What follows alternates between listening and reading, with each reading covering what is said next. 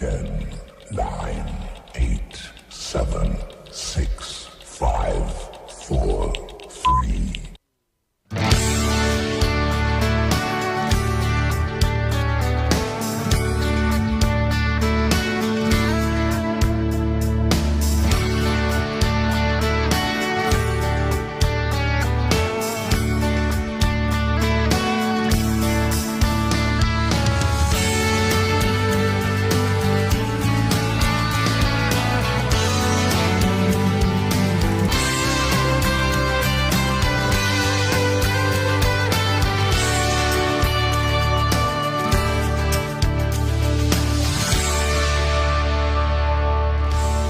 Well, hello and welcome to episode 519 of the Plain Talking UK podcast.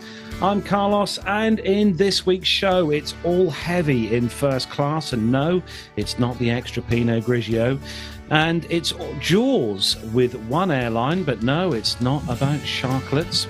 In the military news this week, we take a look at a brand new Y-22 military transport, but it does look rather like a very well-known transport we've seen in the US of A.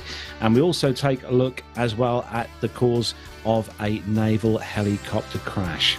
But joining me across the village here in rural Bungay is, of course, the owner of a brand new car. It's Matt Smith. Yeah, I've decided I'm getting all of my cars from you going forward, just saying. Well, I had a little black number that you were responsible for once before, and that was pretty awesome. And this one that I've just got is also pretty awesome. So if ever Carlos is ever selling a car, by the way, rip his arm off. Yes, it had a full valet this morning before Matt came and smells like a new car. It's lovely. And yeah, he's very excited, aren't you, Mr. Smith? Yes, I know. I just if it weren't for the fact that I just bought it from you, I'd be throwing in a sick note because I was out playing with the car today. Though. Yeah, yes. Well, you'll be fine because you'd know what was going on. You'll travel to work tomorrow, and you'll love it. So palatial mansion that is. Yes. Good. But how's work been this week, Matt? Busy as always in the world of insurance? Yes, it is very, very busy. Lots of people doing silly things, the messes of which are having to be cleaned up. So yes, all part of the fun, all part of the fun. Yes, excellent. Indeed. And also joining us this week from no, how are the kittens? Oh yes, sorry, I will just mention, yes. Me and Gemma have had an addition to the family this week. Not just one. Not just one, but we obviously, for those of you who watch the show, will know that for many years we had our very precious little Poppy, who was our little girl for 15 years. We sadly lost Poppy back in April, or at end of March this year, beginning of April. So we've took a little break, and we've now become fresh cat or kitten mums and dads. So we are now proud parents of Nigel and Dave, two tortoiseshell cats that we got from a rescue home on Saturday, and they have been with us ever since. Say, that's my favourite set of names ever. Nigel and Dave, I love it. I have to say that to be fair, when the choice came up for names, I obviously chose Dave, because that was what we were going to choose, and we were going to get another girl as well, so a boy and a girl, but we ended up with two boys. So Gemma had the task of finding out what to call the second little puss, and Gemma came up with Nigel. Now Matt will appreciate this, but I was going to opt for Chaz. Yes, for obvious reasons. Chaz and Dave, yes, of Chaz course, and Dave, which will mean absolutely nothing to most of our audience. Yes. But in the end, we opted with obviously Dave and Nigel. So Dave and Nigel are now taking over the front room and making an absolute They are mess. Very much in charge, aren't they? Yeah. Oh, yeah. But I have to say, I am very much loving being a cat dad again. So it's awesome. Yeah, it's so good. Such a good feeling. Indeed. And as I said to Matt earlier before we went on live on air, my stress monitor on my phone, on my watch here, used to register a fairly high level of stress during the course of a week, and has now gone down to somewhere where it probably thinks that I'm dead. Right. So Okay. which is great. Yeah. Relaxed is the word you're looking for, Carlos. Let's not Relaxed, use words like that. yeah. Indeed. But Shall I press the button? Oh yeah, go on then. Press the button. Show the listeners the two boys. There we go. For those of you in the world of YouTube, Dave is on the left there. Dave has got the white socks on, and Nigel is on the right hand side there. So Dave and Nigel are two new boys for the family. Very much happy. Yes, so honestly, I could go on all day. Yeah, this is an aviation show. Yeah. Sorry. Okay, I'll make them go away. Look. There we go. If anybody needs what we're going to do, you see, I'm going to keep this picture, Carlos, and then should like Nev get really stressed out about a passenger experience he's had or whatever, then what we'll do is we'll put that picture up, which will hopefully be very calming.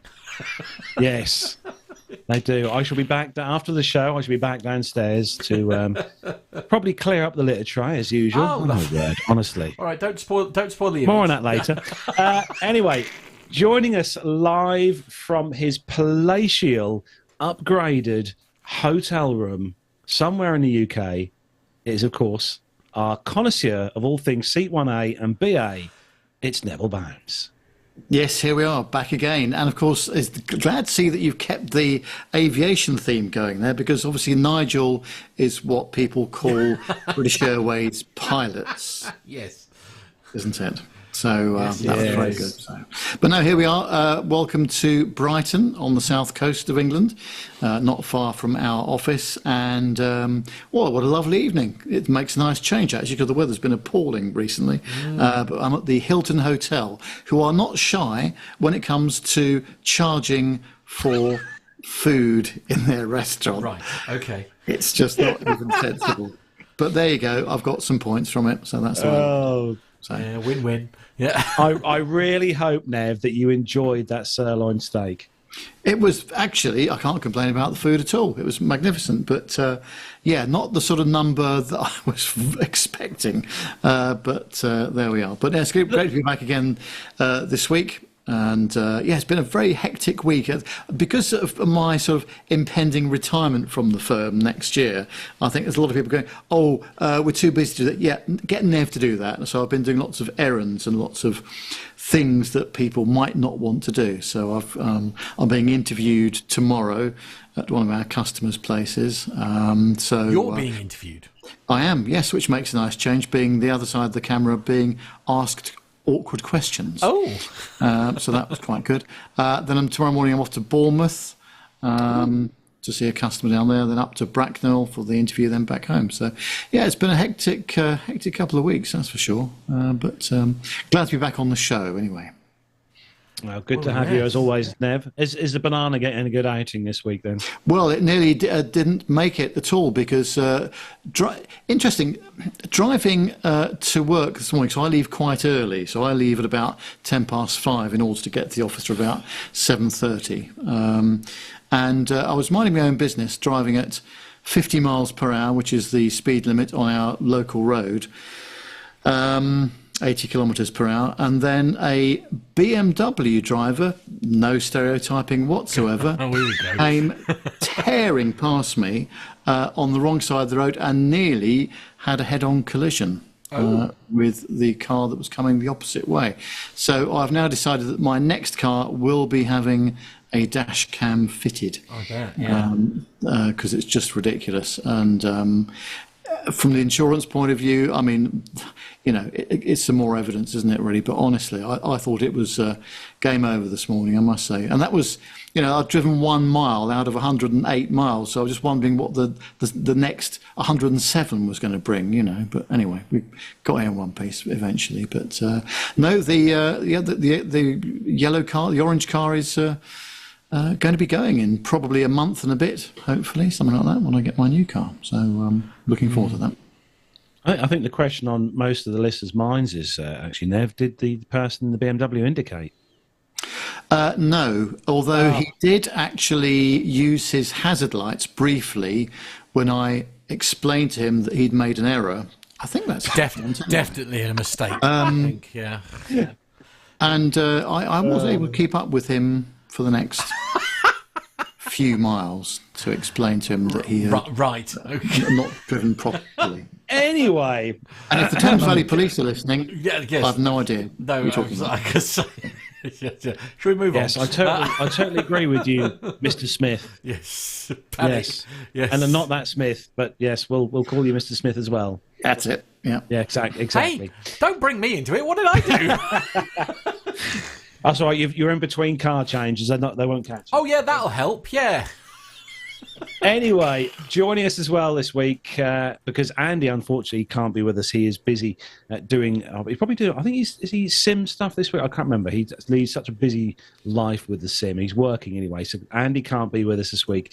But we have got our producer at large who does a lot of work with our show notes each week and puts the stories together. Is of course President Nick Codling. He's with us. Hello, Nick. President, I've got an upgrade. Thank you very much. Hello. You'll have to excuse my literal green screen this evening because I've been having some IT issues. So, I shall be trying to fix that as we go on. I managed to download a virus yesterday. As you do. So, yes. Well, I suppose, everybody else is getting colds at this time of year, aren't they? So it only seemed fitting that my laptop would get one as well. So, absolutely. I'm now using a very ancient MacBook, which I think is from about 2011 and still just about works as long as I don't run too many windows. But I haven't quite managed to fathom out getting the green screen to work yet. So we shall be interested to see how that goes on throughout the course of the evening.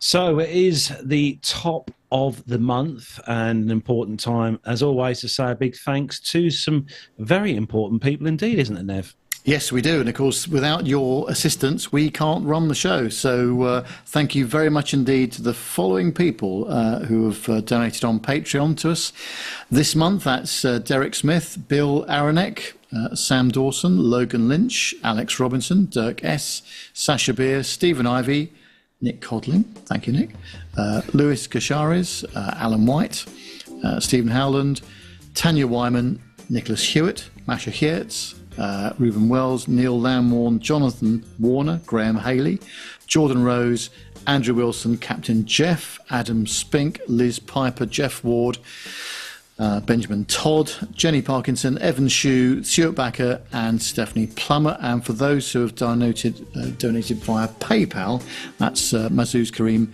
Craig Eurosco, I can never pronounce his name correctly, and Richard Adams. So thank you to all of you for such a brilliant contribution, and that really does help us with media hosting costs, the website hosting costs and all the rest of it. So that's been great. Thank you very much indeed. Yes, thank you to one and all, because it does help very much indeed with how we do things on the show, and also with providing Matt with the occasional USB lead when one gets chewed by the dog. But, Alfie doesn't come upstairs anymore. No, Alfie doesn't come upstairs. No, exactly. So we've got loads of news to get through on the show this week, but we're going to say a quick hello to everyone in the chat room tonight who's joined us on the live show. We're going to kick off with Hobby Time. Hello to you.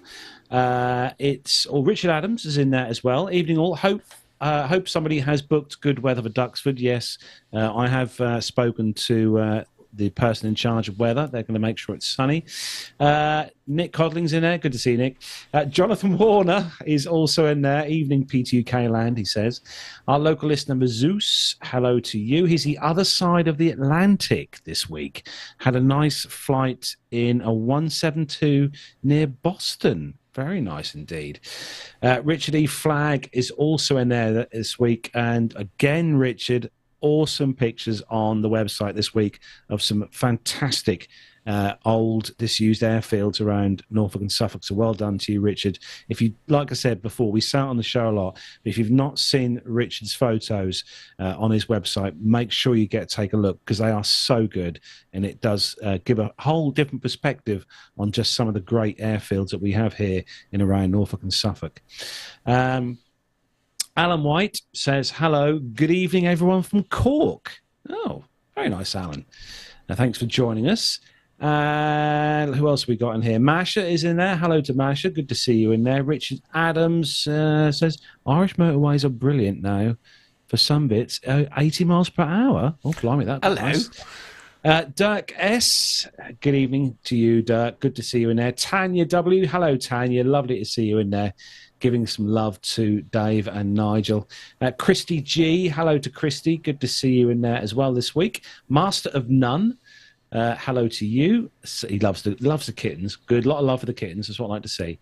So thanks to everyone for joining us tonight for the live show. Don't forget, if you're listening to us as an audio show, we are live on a Wednesday at 7 p.m. here on YouTube, broadcasting, and we'd love for you to join us in the chat room. So make sure you subscribe to the page and give us a like while you're there on YouTube as well.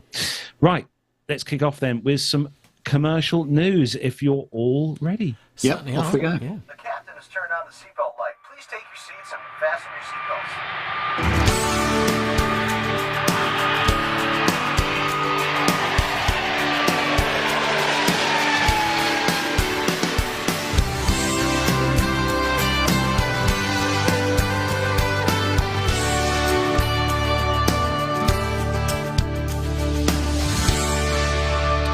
So, kicking off this week's first news story from simpleflying.com, and the headline amuses me slightly with this. Swiss, new Airbus 330 first-class seats cause nose-heavy balance issue. Oh dear. Better move to economy then. Swiss Air's new first-class seats, which the airline plans to install starting next year, are too heavy for the A330s. To fix the problem, the airline will have to add more weight to the planes to balance them out. Well, how about put business class through the whole entire aircraft, but charge economy? Anyway, in 2023, Swiss announced Swiss Senses, which entailed an upgrade to its wide-body aircraft, namely the A330-300, Boeing 777-300ERs, and future A350-900s. According to Business Insider, the airline has discovered that the new first-class seats are too heavy. And it's not because of the Pinot that's sitting on the armrest. Because the new premium seats are too heavy, the planes will be nose heavy unless changes are made, an airline spokesman told Business Insider that to solve the problem, a balancing plate would have to be added to the aircraft. Details about the balancing plate were not revealed. Cabin retrofits on the A330 are not set to begin until late 2025. After the seats are installed, the airline will be able to make appropriate, precise measurements. And the added weight to the aircraft increases fuel burn and reduces sustainability. So the airline is looking to cut things where possible. Doors will not be part of the new business class seats, and the airline is reducing the number of premium seats in the cabin. The Airbus A350-900 and Boeing 777-300ERs are not affected. And in 2023, Swiss unveiled its next generation in-flight experience called Swiss Senses. The new product features a completely redesigned cabin for the first time, which will feature a suite concept. The new concept will be available in first class and parts of the business class cabin. The airline is also adding human-centric lighting to its aircraft in aims to reduce the effects of jet lag. And of course, the in-flight entertainment system is getting upgraded as well to larger screens and the ability to connect your own devices. Now, I like that a lot. This first class will feature lockable sliding doors, but probably not now because they're too heavy. A spacious wardrobe, a 43-inch and 27-inch screens. Ooh. In addition, 43-inch. That is not bad for a IFE screen. In addition to having lie-flat seats, those will come equipped with cooling and heating options. Okay. As mentioned above, Swiss is cutting the number of first-class seats, and the 330s will feature just 3, one at each window, and a double pod in the middle. The new business class is very similar to Lufthansa's Algeris product, with several seating options within the cabin. The seats will feature 17-inch screens, 4K resolution, and will turn into beds around 6.5. I'm guessing that's feet long. My issue there is the actual video on the playout system in 4K, or is it just That's a good question, Mrs. Smith. Premium Economy has already been introduced and has a narrow seat separation for more privacy, reading lamps, wireless charging. God, they are really pulling out the bags with this. A small cocktail table for drinks, always a bonus. In the economy, a new design means the seat pitch is increased. The seats will feature a 7-inch tilt, comfortable armrest, USB charging, and in total, the Airbus A330s will feature 227 seats, 4 in first class, 43 business, 21 in premium, and 159 in economy. And I tell you what, Nev, they are really they're ticking all the boxes for what you could possibly wish to have in a seat. Apart from the weight and balance, which is a bit apart from the weight and balance, yeah. Now, I'm not an expert in this area, but weight on an aircraft is the enemy, obviously, isn't it? So you would have thought that when they're thinking about doing this, they might have checked all of that first of all, and that it doesn't muck up the centre of gravity and all the rest of it. But yes, a bit of a faux pas, I think, there. But no, I mean, that aside, it looks tremendous, and I'm noticing that there's quite a few airlines now that are offering wireless charging. The Finnair A350 that I went on last year and that I should be going on next year to Helsinki, that offers a wireless charging pad as well. Is that on a pad, Neb, on a seat? Or is that it is. Yeah, it's just on the table next to you. So it's really nice. Civilised. I like that. You actually noticed my former employer that makes IFE equipment has started doing those wireless charging pads, and they're becoming quite popular with airlines now, I think, partly because USB and charging sockets generally are very troublesome. We probably all have heard about sort of problems with headphone sockets getting broken off. And I think that is definitely the case with, things like power outlet sockets can be quite problematic, and they're actually very difficult to swap out if they become broken while in use. So, it seems like wireless charging pads are going to be something we'll be seeing a lot more of on aircraft. The concept of it, I have to say, though, that the wireless charging pad in my car and other people's cars that I know does cause the phone to get extremely hot. And we don't want any lithium-ion battery runaway business going on, do we? So I think that often tends to be the case if you're using your phone for GPS at the same time. It's often the case that GPS plus charging at the same time will cause it to run hot. Yeah. So hopefully in an aircraft situation that wouldn't be the case.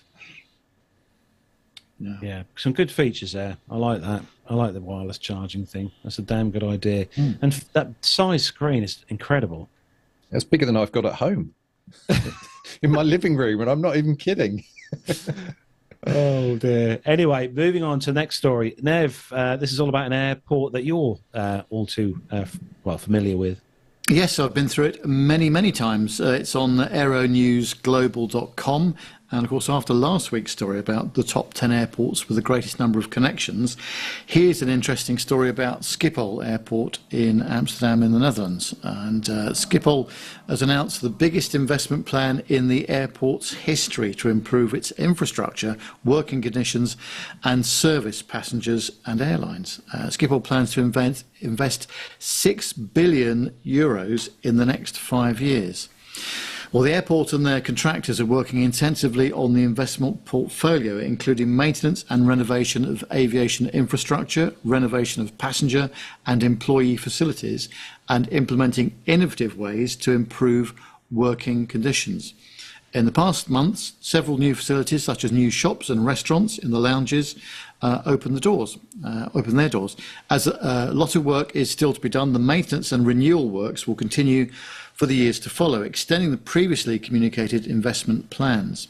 Well, important parts of the airport infrastructure, including Pier C, the baggage basement, climate control systems, escalators, aircraft stands and taxiways, are due to undergo major maintenance or need renewing. Pier A will be completed and new construction projects, such as the new baggage basement, will start. A total number of passengers at Royal Schiphol Group airports in the Netherlands increased by 9% to 36.1 million. There were 230,417 air traffic movements at Schiphol, a 12% increase compared to the first half of the year of 2023. That's over 206,000 air traffic movements, yet still 5% below 2019 pre-COVID air traffic movements, which was at 242,000. Cargo volumes at Amsterdam Schiphol increased by 9% to 0.7 million tonnes. there were 230,417 air traffic movements at Schiphol, which was a 12% increase, as I mentioned. I mean, it is a heck of an airport for a very small country. It is a huge airport, and they've done a great job of it. The only snag, I think, sometimes is if you're connecting on a flight, you want to make sure you've got enough time for that connection, because it can be a very long walk from one end of the airport to the other. And I know that because I did that from Edinburgh to Schiphol once for a connecting flight to Stuttgart, and the aircraft leaving Edinburgh was a bit late, and it gave me 20 minutes to literally run to the gate, which was the other side of the airport. So if they're looking at transport, internal transportation systems and that kind of stuff, that would be good. But it's a heck of a size airport with 6 runways, I think I'm right in saying. It's a very, very good connection hub. No two ways about it. Do you know what? I've never flown through there, Nev. All the years of flying I've done through the years, I've never been to Schiphol. Gemma's off there next month, actually. Well, why don't you book yourself a nice £500 return flight from Norwich to Schiphol, or whatever the fare is, on KLM? I'm sure that would be nice. Yeah. Funnily enough, Gemma's actually going from Norwich to Amsterdam and then from there to Prague, so she'll be flying through Amsterdam in a few weeks' time. But be interesting to see what her thoughts are on, because she's used to being with me when we go on travels. But I'm guessing is it a fairly easy airport to go through now? It is, and the signage is just brilliant. I mean, bearing in mind it's a very cosmopolitan place, so you've got people of all nationalities there.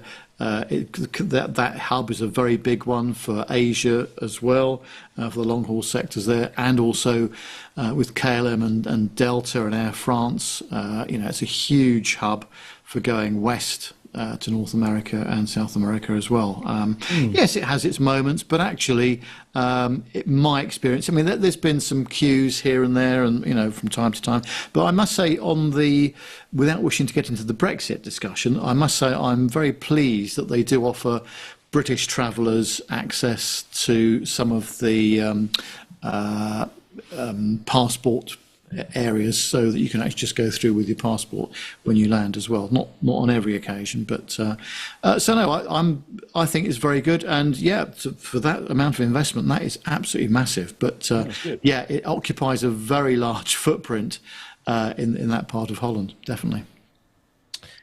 So, Matt, you've got the next story, and I think when you're in charge of something important like this, or you're doing a job that entails something this important, the best thing to do is not to do what this particular controller did. Right. Okay. All right. No idea what you're on about. Let's find out together, shall we?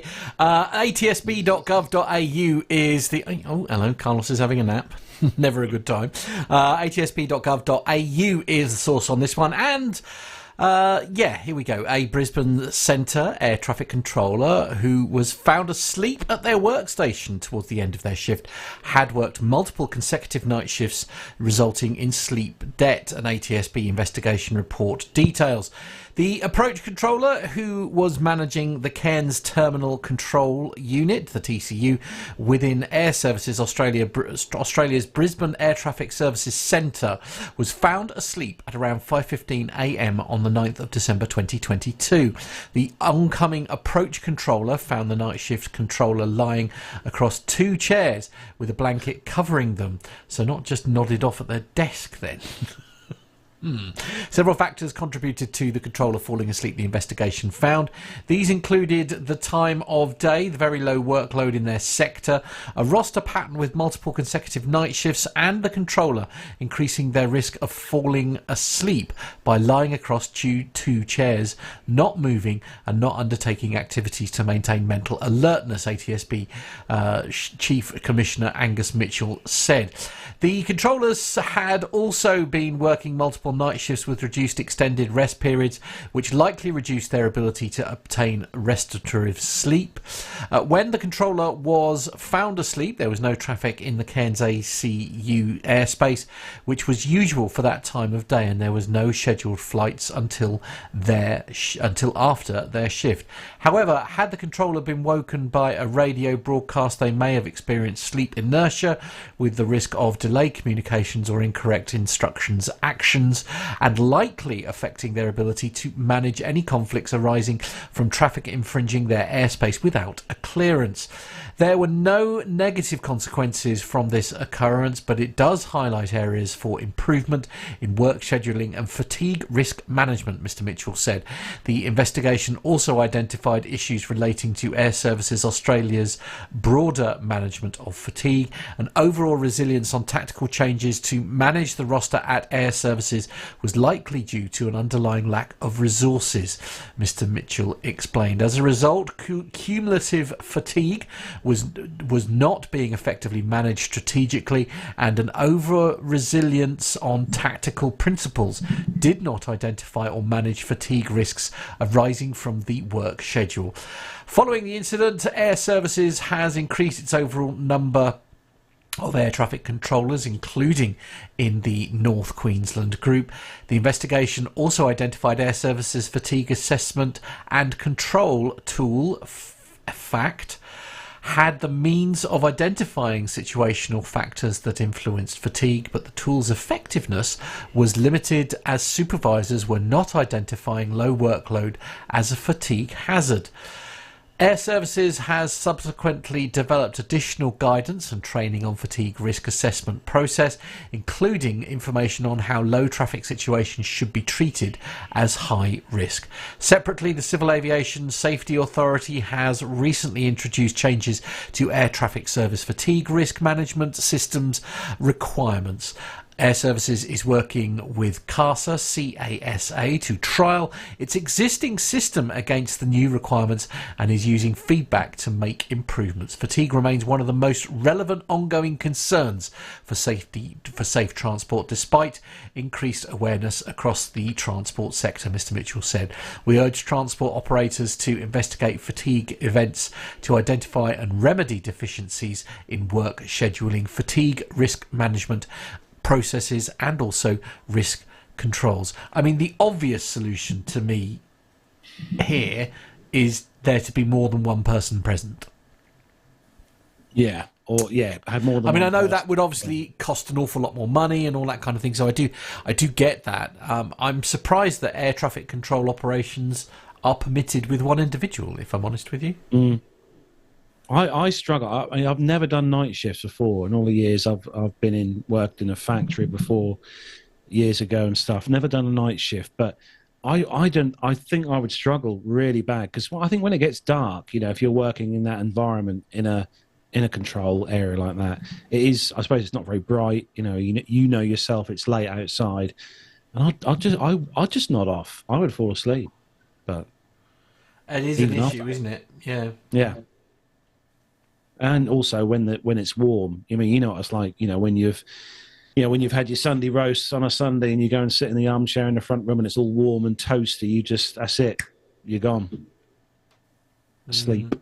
It does say in the article that they've subsequently developed, following the incident, Air Services has increased its overall number of air traffic controllers, including in the North Queensland group. So, yeah, they've obviously added some extra people in there. I mean, the fact that this individual was apparently asleep across two chairs with a blanket over them means that maybe they were expecting a bit of a quiet night anyway. And perhaps that, it does go to show that there are certain times maybe when they weren't going to be required quite so much, shall we say. But yeah, that the headline did certainly catch my attention. You don't really want to be hearing about air traffic controllers falling asleep. I mean, I get it. This is the thing. There was nothing there. I mean, the bit that worried me there is it seems a bit intentional. I mean, the fact that he was, caught lying on two chairs and all that kind of thing, you know. And I've done jobs like that where I have been utterly exhausted by the end of it. You know, it's one of the, I don't know, sometimes, I mean, well, Carlos, I mean, you never did nights, did you, when you were at the factory? But a mutual friend of ours, James, he does night shift all the time. And I think that is a factor. If you always do night shift, then you're used to that pattern, if you see what I mean, and the sleep and all that kind of thing. Yeah. I couldn't do it. I think it's when you're doing a job like that where you are in charge of something important. It's just like when you're a coach driver, Matt. You know, when you're driving a vehicle. You know, I've driven home from London Heathrow when me and Gemma have come back from holiday. Yeah. And after a long flight, I feel like absolute poop. Yeah. Poop. Yeah. And you know, you're in charge of a vehicle that, you know, could potentially do harm. So I was very lucky because I didn't really get it. I was quite lucky in the fact that I can like nod off anywhere. I can, you know, as long as I grab an hour here and an hour there, then I could do it. And I think there was only one occasion, and that was actually in the car. Not in a coach, where I thought, no, I need to pull over. And it was only a 40-minute nap, believe it or not. And then that was the best thing I could have done. I was peeing and alert and I'm able to complete the rest of my journey. But again, I suppose it's one of those, you know, you've got a responsibility there and you should be doing things to keep yourself alert. You ever done nights, Nev? No, I haven't. But yeah, as I've got older, I've certainly noticed that I'm more tired in the evenings now. By the way, sorry about the lack of lighting in this room. There isn't much of it, and it's almost pitch black outside as well, being a bit further south. But no, I mean, fatigue, you know, we talk about fatigue a lot in the aviation industry, and human factors. That applies to ATC, ground crew, everybody, really, doesn't it? So if there are situations where people are not recognising that there's fatigue, then they need to do something about it, whether it's additional staffing or changing the shift roster or whatever it is. But no, you're right, certainly. I remember Captain Nick saying many times that, you know, he's just come off of a San Francisco flight back on his A340 back to Heathrow, lands at 7 in the morning, and then he's driving an hour home. Yeah. So the most dangerous part of his whole journey probably is the drive home. 100%, absolutely 100%. You know, yeah, definitely. Right, so next story comes to us again from Symbol Flying. Oh, Nick, you've been utilising their site a bit, haven't you? Headline is first All Nippon Airways Boeing 777 with Lufthansa AeroShark emissions reducing film enters service. Now, we touched on this story, I think, a while back now, this special film that they're putting on aircraft to give it more slicker through the air. All Nippon Airways' first 777F, or 777 freighter, equipped with a special emissions-reducing surface film, has re-entered service. The airline has confirmed that the AeroShark film, which is applied over the fuselage and engine nacelles to reduce aerodynamic drag, will eventually be installed on one of the airline's passenger 777s. The 777-200F, registration Juliet Alpha 771 Foxtrot, began scheduled freighter flights this week and becomes the first All Nippon Airways to be fitted with AeroShark coating. Ooh. It's like Teflon, isn't it? Jointly developed with German MRO firm Lufthansa Technik and BASF. Oh, BASF. Do you remember those guys from the early days? AeroShark technology emulates shark skin with microscopic riblets measuring 50 micrometers or 0.05 millimeters. This helps to reduce drag on the airframe, much how like a shark skin minimizes drag underwater. Koei Tsushui, member of the board and executive vice president of engineering and maintenance at ANA, commented the introduction of AeroShark technology on the 777 aircraft marks a significant milestone in our sustainability strategy in support of our broader goal of reducing carbon emissions across our fleet. Several hundreds of square meters of Aeroshark film now covers most of the freighter's fuselage and nacelles. And data from Flight Radar 24 show the aircraft's first assignment was an 11-hour flight from Tokyo Narita to Chicago O'Hare at under 6 years old. The aircraft is a fairly new aircraft, delivered to ANA back in 2019. There's now almost 20 aircraft in service globally fitted with the coating, the majority of which are flying under the Lufthansa Group, according to Lufthansa Technik. The global Aeroshark fleet has logged over 100,000 flight hours and saved an estimated 19,000 tons of CO2 emissions. Wow. The technology is said to reduce fuel consumption by between 1% and 2% per flight, adding up to major savings when applied across its fleets. In fact, BASF and Lufthansa Technik believe Aeroshark can deliver up to 3% reduction in carbon emissions when covering larger surface areas. Per aircraft, the film will likely save around 250 metric tons of fuel and 800 metric tons of CO2 emissions, helping ANA achieve its global of net zero by 2050. ANA will also apply the emission-reducing film to one of its passenger 777-300ERs, the 5-year-old airframe, which will enter service with its new coating next spring. According to Lufthansa Technik, this makes ANA the first individual airline to operate both freighter and passenger planes with Aeroshark technology. Dennis Koer, Senior Vice President of Corporate Sales of Asia Pacific at Lufthansa Technik, said that he's delighted to extend our long-lasting and fruitful cooperation with All Nippon Airways onto a proven solution to reduce their carbon footprint. He also said, "I'm confident that Aeroshark will support ANA in becoming an ever-greening inspiration of Japan."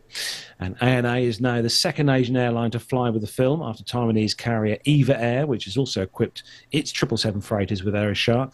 And the airline has 9 of the 777Fs and has estimated the decision will help it reduce CO2 emissions by 7,800 metric tons annually.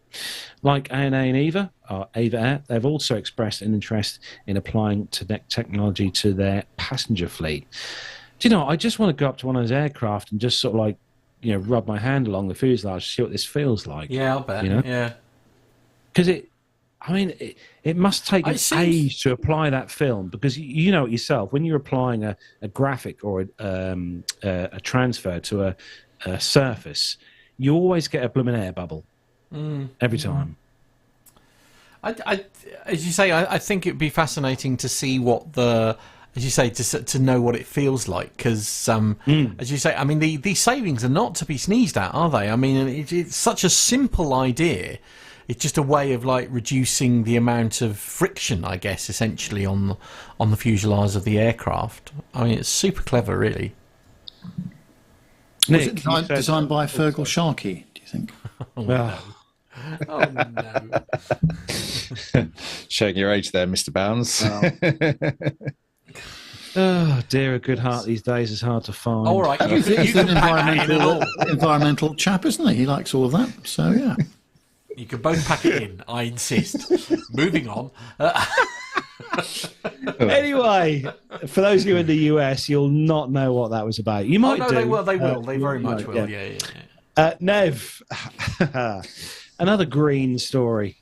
Well, anyone that listens to the podcast knows what a huge fan I am of the EU. So this is right up my street. So you can imagine. Oh no, kittens! Where are they? Quick! It's on Euronews.com.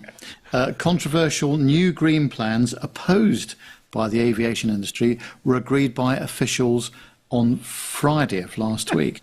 Airlines operating flights from European airports will soon have to report the estimated climate impact of vapour trails from jet engines to the European Commission, as well as the amount of carbon dioxide they emit annually. The airline industry has lobbied hard against these new rules, adopted by government delegates behind closed doors at the end of August, saying that there wasn't enough research data on the effects of contrails. But the European Commission, whilst acknowledging inherent uncertainties about the non-CO2 climate impact of the aviation industry, said that the net contribution to global warming was well known and that the new reporting requirements would help to further knowledge. Studies have shown that the uncertainty in these effects is not a sufficient reason to avoid action, the EU executive said. Contrails contain nitrogen oxides, black carbon and other climate-harming substances and have been shown to promote cloud cover in the high atmosphere where, unlike low-lying clouds, they help trap heat. Some estimates suggest that their contribution to global warming is at least as much as that of the 2% of the world's carbon dioxide emissions that come from aircraft. Environmental groups were critical of a temporary carve-out for long-haul flights under the final agreed text. The rules will apply next year only to flights between airports in the European Economic Area, that is the EU, plus Iceland, Norway and Switzerland.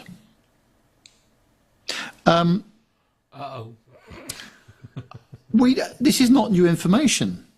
Yeah. But that information is all out there. Why do airlines have to spend their time logging all this stuff and sending it to the EU? I do not understand it. And actually, if you think about it, engine technology today and efficiency has never been better. And whilst there is always a climate impact, why on earth do the airlines have to start filling out all this data, which the EU admit in that statement isn't necessarily, particularly accurate and inherent uncertainties? It says. But you know what, Nev? You talk about this. We have to do exactly the same thing now for the company that I work for. Everything that we ship into the EU, we now have to fill. I forget the name of the form now. It's some carbon CO2 formy thing, and we have to log everything, including the CO2 emissions which produce the product that we're shipping, plus the transport that we're sending, the CO2 emissions from that, be it on air or by sea freight or by road. We have to log the whole lot and then do the same again for when it gets the other side, calculate the CO2 emissions and stuff. It is an absolute nightmare. And there are pages and pages to fill in. It takes, for us as a company, it takes us to ship anything into the EU, it takes us an age. And as Dirk S. points out in the chat room, a gentleman from the EU, I might add, says, well, what do they do with the data? There's no sort of... I'll give you an idea, Nev. Hold on. Okay, excellent. Glad you've got it all there. Goes in here. Oh, okay. That's where they put it. Right. Yeah. Anyway, we're not going to get into a big discussion about that, but it is a bit odd, isn't it? Where airlines are full on with the safety aspect. You've got all the Boeing trouble at the moment. You've got the Rolls-Royce problems on some of the A350s. They haven't got enough to worry about at the moment. But there we are. So that's another load of boxes to tick and people to employ, which is great, isn't it? Superb. Ridiculous.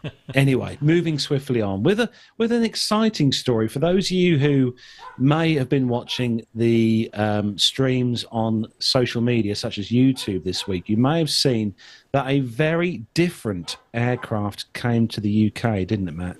Certainly did, and a beautiful aircraft it is too.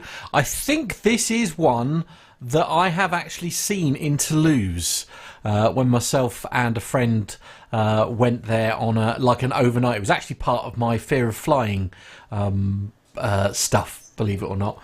Went with a very dear friend who we went, and I'm pretty sure this is what we saw across the other side of the airport, because the Toulouse airport is one side, isn't it? And then you've got like the Airbus factory that's the other side, and this was there then. And essentially it's aerotime.aero is the source on this one, and the headline is Airbus Beluga helps to free a damaged BA A350 stranded at Heathrow since April.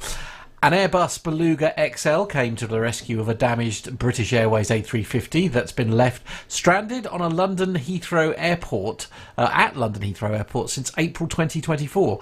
British Airways Airbus A350-1000 registered Golf X-Ray Whiskey Bravo Charlie was involved in a collision with a Virgin Atlantic Boeing 787-9 Dreamliner at Heathrow in April 2024, resulting in damage to the aircraft's right-hand horizontal stabiliser.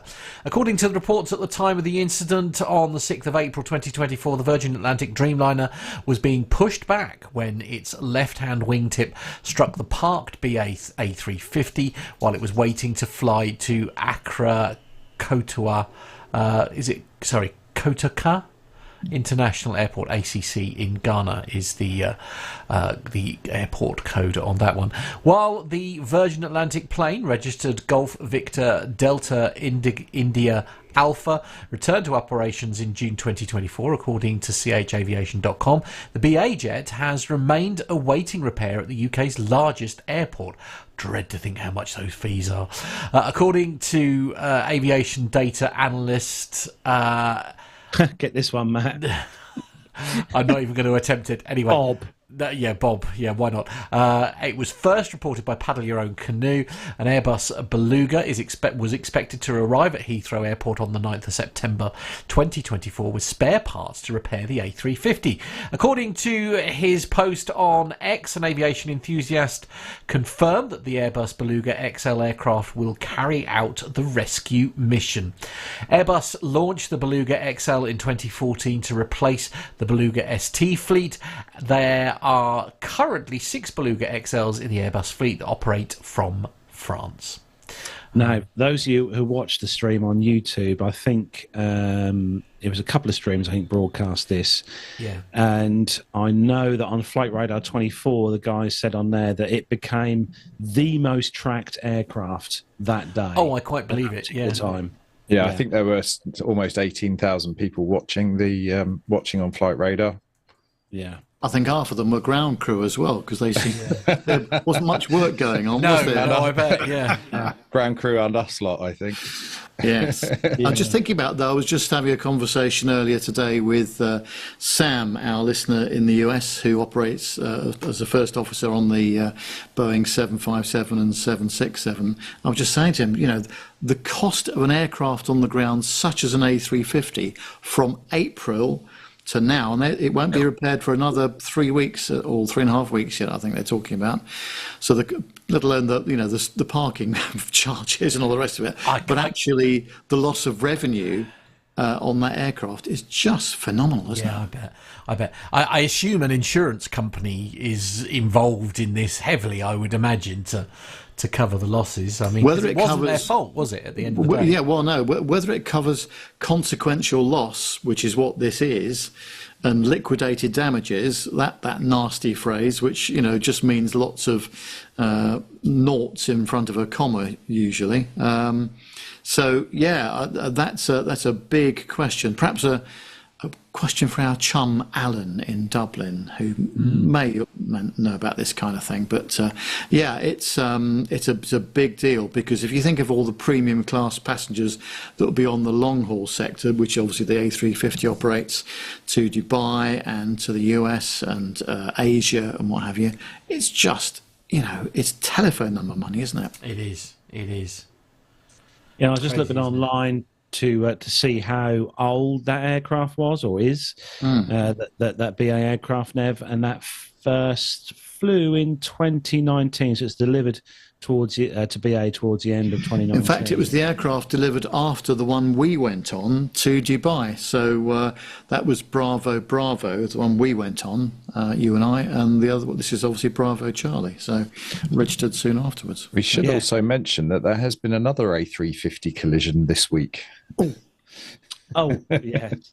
We'll touch on that later. I think. Might be worth checking out the social media coverage for that one. I'm sure most people will have seen it by now. A little incident with a CRJ. Yes. Yeah, just look for the memes online. You'll see. Yes. They're everywhere. I think one of the funniest ones I saw of that was a David Attenborough skit. I don't know if anybody's seen that one. Yes. It's definitely worth the look. It was, sort of, and here we see the aircraft in its natural habitat. And it was just, it was where it sort of essentially, it was capable of hiding its identity by, anyway. I thought it was that it was shedding its tail because it was getting bigger. Yes, that one works too. Yeah, we like that one. Yeah, it's very good. My favourite. Coincidentally, on the Airfleet's website, it does list that BA A350 as being status active, and then in brackets parked. Parked. Okay. Parked. Presumably, with BA having a lot of their own maintenance hangars at Heathrow, they would probably be able to avoid any kind of unsavoury parking charges. Don't say that to the insurance company, I'm sure.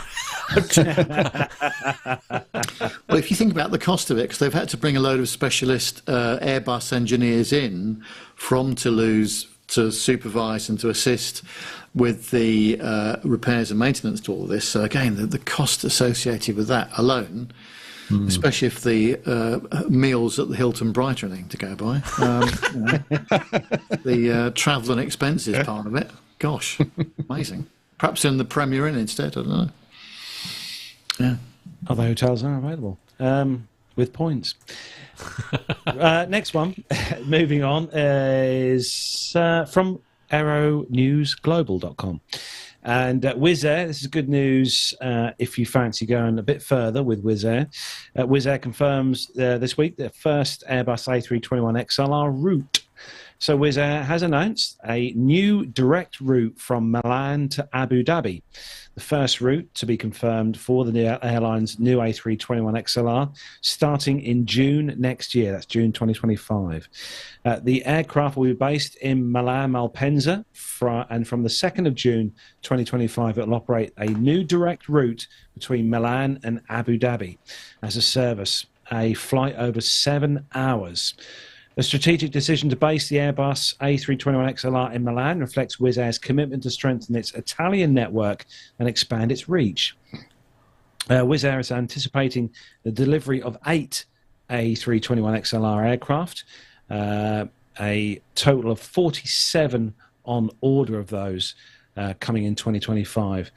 Speaking to press conference in Milan earlier this week, Joseph Radi, CEO of Wizz Air, said the Airbus A321XLR is the most fuel-efficient and cost-efficient aircraft of its class, and giving the enhanced range and capability, it enables Wizz Air to connect the furthest destinations in its network and further expand it, connecting cultures and continents, he said. We're excited to unlock unbeatable fares for our customers on the newly announced route to Abu Dhabi, while offering the most sustainable option for flying. We are already flying several 5 or 6 hour long ultra low cost routes with great satisfaction for our customers, and the XLR will extend our outstanding value proposition to 7 to 8 hour long haul flights. It's a good, definitely a good idea on half Wizz, because I know that Abu Dhabi, having flown through there once many years ago, it's a damn busy airport, and there's a lot of traffic goes through that airport all around the Middle East. But it's nice they're going to be using the 321XLR, and it'd be nice to have a go on one of these, Nev, see what they're like. Oh yeah, definitely. No, I think it's a great a coup for them to actually operate this aircraft, and I mean, it's going to be very, very fuel efficient, obviously. Plenty of range, plenty of reserve as well, it's really, really good news, especially as a low-cost carrier operating on that route as well. I thought it was originally going to be based out of Gatwick, I had heard, but it looks like it's being based in Milan instead. Nonetheless, it's great news, really, really good, and I think the reviews will be very good. I don't know what was the capacity of the passenger capacity. It doesn't actually say, does it, on that story? But I don't know, Nev, the 321. Yeah. 230? 230? Maybe even more than that, possibly. Even more than that, yeah. Yeah. Makes you wonder whether BA will snap some of these up now. You wonder, don't you? Yes. I mean, they've stuck on traditional on those longer routes using the A350, 787, and 777s, certainly to the US and South America as well. But no, I think this would be a good demonstration to see how this aircraft operates on those longer routes. But no, it's brilliant news. I'm delighted to hear that. Yeah. It's interesting to see. Sorry, I was just going to add, the thing that really caught my eye with this was it has a claimed range of up to 11 hours, which seems absolutely extraordinary for a relatively small aircraft. It sort of makes me wonder, whether we might see a real growth in this area of these smaller narrow bodies. I'm just trying to think about what possible route options. I mean, you're even... that takes you sort of almost in range of sort of Heathrow to west coast of the United States. It's hard to imagine some of the more established airlines doing those kind of routes. And obviously we've seen in the past that low cost doesn't always necessarily work on long haul routes. So but really, actually, that's always been the case, I think, apart from Virgin in the early days and Laker. Obviously, but the North Atlantic route is heavily populated, of course, with all kinds of operators there.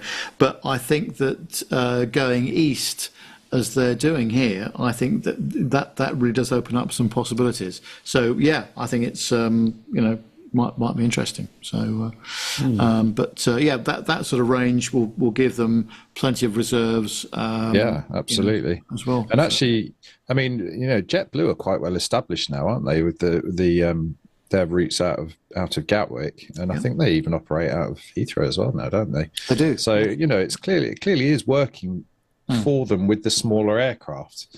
Now, I did notice today. I don't know if any of you guys have seen it. There has been some chat about Boeing are actually sort of almost getting to the point of announcing the 797, which will be interesting in terms of that being their kind of medium aircraft and whether or not that would be a more kind of legitimate competitor to this rather than us sort of seeing, ever stretched versions of the 737, and whether or not they would be looking at this becoming a much more modern aircraft in terms of a sort of composite fuselage and all that kind of stuff that would make it a lot more competitive in terms of weight and efficiency compared to something like the XLR.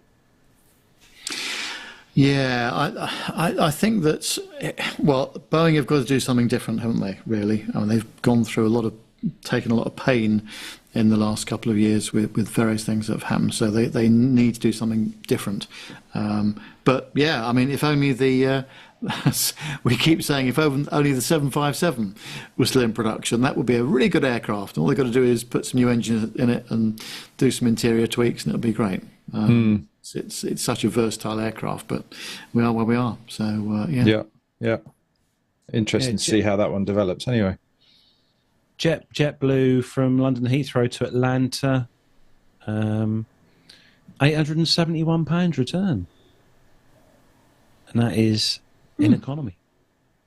So, what would a comparable BA ticket be? Well, it depends on when you booked it, but that sounds a little bit more expensive than a BA ticket, depending on when let's say if you booked it, several months out, perhaps. Yeah.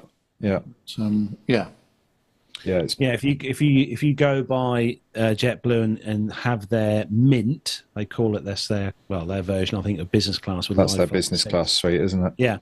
So if you go via Mint from London Heathrow to Atlanta, it's $2,500 each way. Ooh.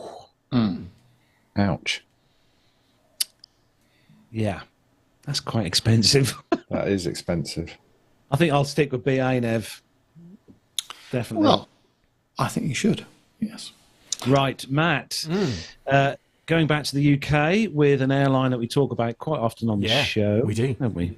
We do indeed. The headline, the source on this one, loganair.co.uk, and the headline: Loganair confirms exclusive partnership with Heart Aerospace to develop sustainable regional air travel. Loganair, the UK's largest regional airline, has joined with Swedish hybrid electric airplane manufacturer Heart Aerospace to launch a new and exclusive partnership dedicated to decarbonising regional air travel. The collaboration will focus on establishing use cases for Heart Aerospace's hybrid electric aircraft within Loganair's extensive Scottish and UK network. Heart Aerospace is developing the ES30, a hybrid electric aircraft with a capacity to carry up to 30 passengers. The ES30 has the potential to significantly reduce carbon emissions while offering cost-effective and accessible air travel. Luke Farrellier, the Chief Executive Officer of Loganair, said that this is a very exciting and significant moment for Loganair and for the future of sustainable UK regional flying. This exclusive collaboration with Heart Aerospace brings together two organisations who share a passion to see aviation emissions reduced to a realistic and meaningful way. And we definitely see the ES30 as being a strong contender to emerge as one of the leaders in this space. At Loganair, we are very proud of our environmental work and achievements to date, and we see this as the next logical step along the path to a greener future for UK regional aviation. As part of the partnership, Loganair and Heart will work together to explore use cases for the ES30, as well as engaging with the Scottish and UK governments and airports to promote and highlight the benefits of this innovative form of propulsion. The ES30 will have a fully electric zero emissions range of 200 kilometres and an extended hybrid range of 400 kilometres with 30 passengers on board. With 25 passengers on board, the aircraft has the potential to achieve a range of 800 kilometres. Loganair will also join Heart Aerospace's Industry Advisory Board, which includes a range of airlines, governments, leasing companies and airports from all over the world committed to supporting the electrification of air travel. Simon Newitt, President and CCO of Heart Aerospace, said that Loganair have been the champion of a regional aviation for decades, and we're thrilled to partner with them to bring cleaner air travel to the UK. This collaboration is an important step in our mission to make air travel more sustainable, and we look forward to bringing clean and convenient solutions to Loganair in support of its ambitious goal to achieve net zero emissions across its operations by 2040. Now, key facts here, just go through these very, very quickly. So the key facts here: 30 passengers, 25 kilograms of luggage per passenger has been allocated, a range of 200 kilometres on all electric, 800 kilometres if it's in hybrid mode, 25 passengers that is based on. 1100 metre runway length is what's required, and 30-minute charge time. It's not bad. That's the astounding bit for me, to get 200 kilometres. I mean, that's a quick clean and go, isn't it? In terms of preparing it for the next set of It seems passengers. quite compelling for places like Scotland, where you've got, you know, the outlying islands that are very close together, and you might only be doing a kind of, you know, maybe a 10 or a 15-minute hop between islands. Yeah, definitely. And, you know, potentially you might be linking up several of those islands all in one chain. And actually, you know, even if you do end up having to do a 30-minute charge halfway along your route, for example, it means that you're still actually able to fly your entire route of maybe half a dozen different stops along the way, and still able to do that fully electric. It seems really compelling to me. And I'll tell you what, it's even better if you're an airline and you're based up north Scotland and you draw your power from the wind farms and the wind turbines that are up there, because it is quite windy up that end of the country, as we all know. But if you're charging your aircraft using wind power, it's not a bad idea. Not bad. Cheap way of doing things. Also, If Neil Cloughley was on the podcast now from Faraday, he would probably say there's still a big problem with certification. as well of this type. I mean, he should know all the pain his company is going through with trying to navigate the way through all of this, and that's only a 19-seater in his case. Now, I'm not dismissing this for 1 minute, but this is a great story, but there's a lot more to it than is suggested here before this thing actually becomes a reality, I would suggest. But there we are. Well. So, moving on to the next story, and Nev, you've got some good news if you're a passenger in Sweden. Yes, finally. Do you remember? I mean, we get hammered so much, don't we? Airline passenger duty and so many taxes and what have you. But a country that I know very well because I spent many years actually living there a long time ago, and I still visit quite regularly. I'm off there again soon to Stockholm. On aerospaceglobalnews.com, it says that Sweden is to scrap its tax on airline tickets from the middle of next year. The government has confirmed a move welcomed by the International Air Transport Association, IATA. As reported by Reuters, Sweden Democrats Member of Parliament Linda Lingberg, joined by the Prime Minister and Cabinet members, told a press conference that this will lead to lower prices for travellers and rising demand, boosting the competitiveness of airlines. Swedish Minister of Infrastructure and Housing, Andreas Carlsson, said that this decision will enable investments in Swedish aviation and to make Sweden more competitive and ensure good accessibility throughout the country. The tax, which applies to commercial passenger-carrying flights departing from a Swedish airport, applies to all aircraft with a seating capacity of 10 or more. It was originally introduced in 2018 and ranges from £5.63 to £23.32 and up to £37.31 for destinations further afield. The tax has marginally but consecutively risen year on year since its introduction.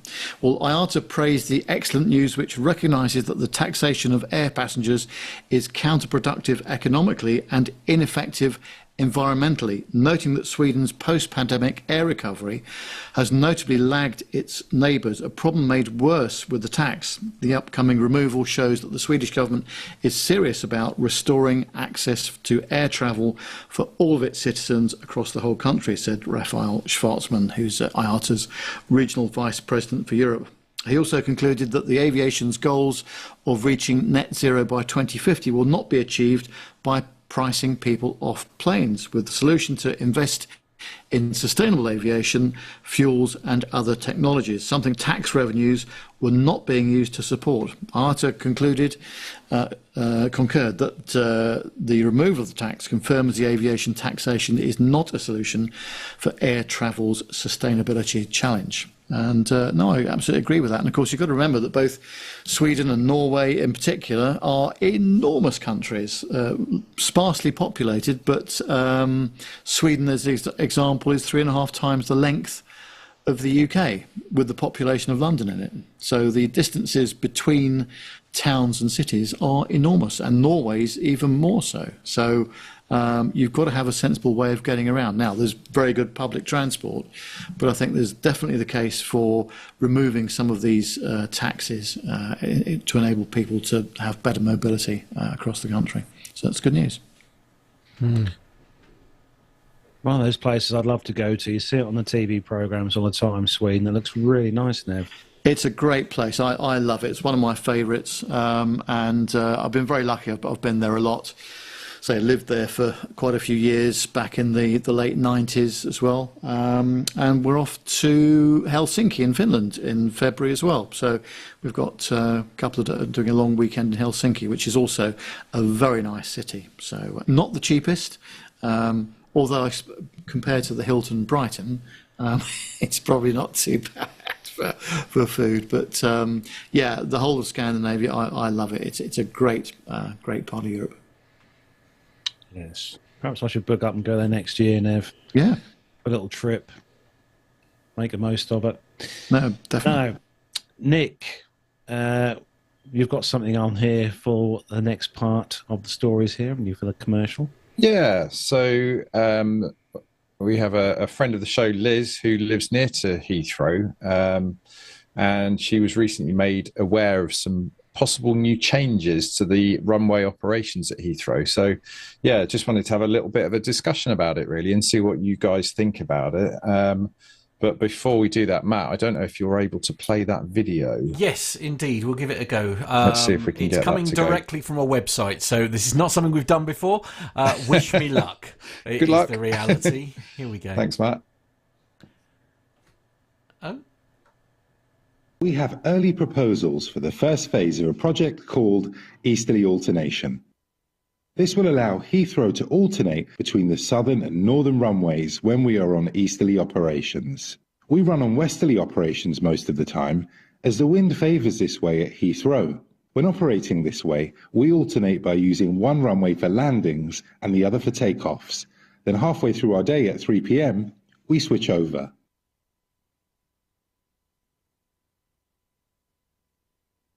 When the wind speed and direction dictates easterly operations, we generally land on the northern runway and take off from the southern one. This is because the legacy of the Cranford Agreement, an agreement established in 1952 which restricted departures over Cranford. Following a consultation, the government decided to end the Cranford Agreement to redistribute the noise more equitably and bring predictable periods of noise respite to more of the communities around Heathrow. In line with government policy, it is now possible for us to take off over Cranford. To do this, we need to make some changes to our airfield. We are proposing to build a noise barrier near Longford. We expect this to run from here to here. The barrier will be up to 7 metres in height. We are also proposing adjustments to the taxiways leading to the northern runway. These changes will help reduce ground noise in Longford from aircraft taking off when on easterly operations. Our proposals are still at an early stage, and we wanted to inform our communities ahead of making a planning application for these infrastructure changes to the London Borough of Hillingdon. Our proposals will support the future introduction of easterly alternation, and there will be separate engagement on future phases. We will be hosting some information events in the community soon, where you can come and meet some of our project team. Please visit our website for further details about these events and project details. Thank you. And there we go. So there we go. Thanks for voicing that, Nick. That sounds nothing like me. I'm not getting it at all. But there we go. Anyway, so yeah, as many of you will be aware, Heathrow currently runs a system where one runway is used for takeoff and the other one for landing. And typically 70% of the time, the landings occur from the west. So the aircraft come in over central London. And that's due to the usual prevailing wind direction that they get at Heathrow. And then for the remaining 30% of the time, the landings will come in from over the east, so coming in over Windsor. So in order to make things easier for the local residents, the northern and southern runways switch operations every day at 3 p.m, which is a bit annoying when you're plane spotting. More on that later. However, takeoffs from the east have never occurred using the northern runway, except in unusual circumstances. So, as it mentioned there, they had this. So Heathrow had this thing called the Cranford Agreement, which meant that when operating easterly takeoffs, they'd only ever use the southerly runway. But that agreement ended in 2009. So now they're looking to implement a new rotation. And they'll alternate between using north and south runways for takeoffs. So so I had a little look at Cranford, and it's stated as being a village. Now, those of you that have been to Heathrow will know that there is no such thing as any villages around Heathrow anymore. Perhaps when Heathrow was first built, it might have been a lot more rural than it is now. And in fact, the village of Cranford is now the area sort of very much directly to the eastern boundary of the airport itself. So it sort of ended up becoming part of the urban sprawl of London, really, and arguably not a very nice part of London at that. Apologies to anybody that lives there and happens to think it's lovely. So, I mean, the question for me really, when I saw this was, isn't it about time that actually that anybody in Cranford is kind of doing their bit to share the burden? And do we agree with that? Do we think that's a good idea? could there be any negative implications from that? But the thing I was sort of most interested about, and it's a pity that we don't have Andy here this evening, was wondering whether or not it might have any implications from a point of view of changing the way that sort of landing or takeoff procedures could be affected by using a different runway. Well, both runways are more or less the same length, just over 12,000 feet in both cases. And, of course, this agreement goes back to 1952, when the aircraft noise was considerable compared to what we have now. So, de-rated takeoffs, which are most of the time, or most jet aircraft, are nowhere near as noisy as they used to be. So I think with all airports, they try and move the noise pattern around the airport in the most equitable way they can. But as always, you can only please some of the people some of the time. But even so, if you're coming in on 27 right, for example, that can still be quite noisy at times, depending on the wind direction for the residents of Cranford. But no, I think it's probably a good thing, and probably a bit overdue as well, I say, because it goes back for such a long way. But yeah, there's a lot of small built-up areas around the airport, and you're always going to get noise issues, but it's never been quieter, to be honest with you. I mean, arguably, we might see quite a big change, a far more significant change if the third runway goes ahead. Ironically, that would actually mean that Cranford itself is largely unaffected, because I think although that third proposed runway is due to be situated further north of the existing northerly runway, it would actually leave Cranford all alone. But yeah, it does seem to me a bit crazy, really, that they've kind of been spared for so long, and yet, as is often the case, there's always going to be considerable amount of public opposition to any kind of change that might impact people's quality of life, I suppose. Yeah, and I think it's always a problem. But as I say, with all of the massive improvements in engine technology now, I think it's a much better situation. I think. The third runway discussion, it's been going on for decades, and I'm not even sure that in my lifetime we'll even see it constructed.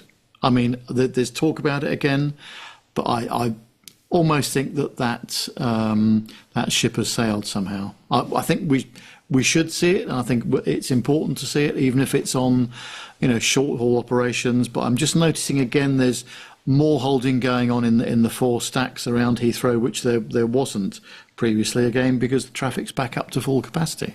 Heathrow's back up to full capacity. Yes, so. It was interesting actually watching the Beluga arriving the other day and seeing that had to hold for quite a while, and actually there was also I think a British Airways 380 was coming in. I can't remember where it was from, but that was having to do a massive amount of circling. I mean, that started again now, and previously, I mean, last year there was a lot less of it, but now the air traffic's back up to sort of full capacity. I mean, okay, there's weather issues as well sometimes, which is why they tend to hold them. But in all four of the holds, I certainly, when I'm coming down from Edinburgh, I normally it's at least once around the hold, sometimes twice. Yeah.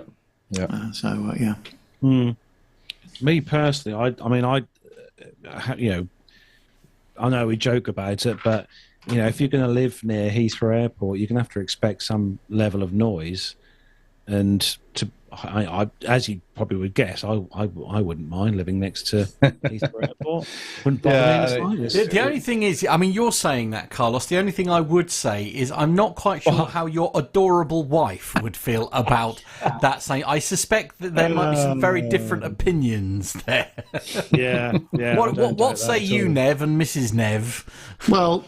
And what about the cats? What will the kittens think of it? Good point. Okay, yes, we haven't seen them for a while. Hang on one moment. I have. Here we go. All is well in the world. I'm bringing them up properly. I'm leaving when we go out. I'm leaving them with air crash investigation on in the front room. So, What?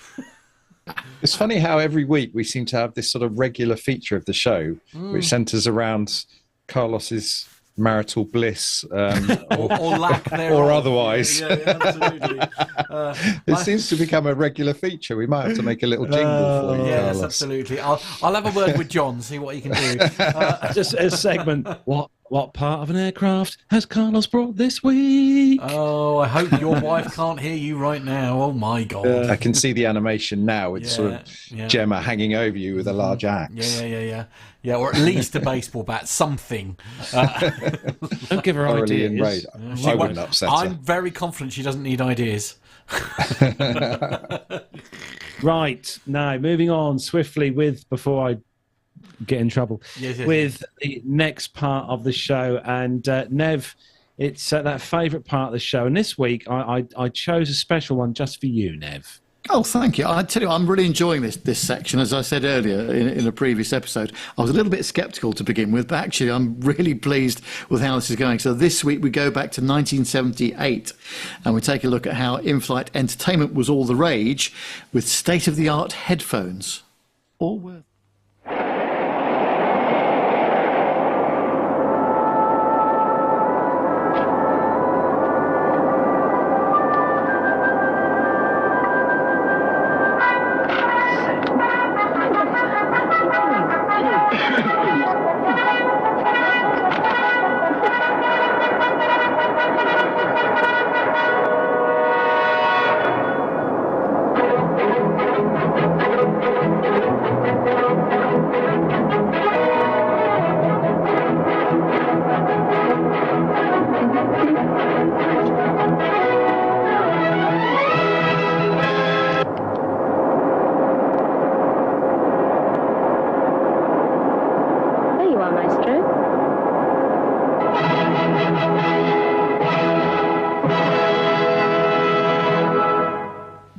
I mean, different times.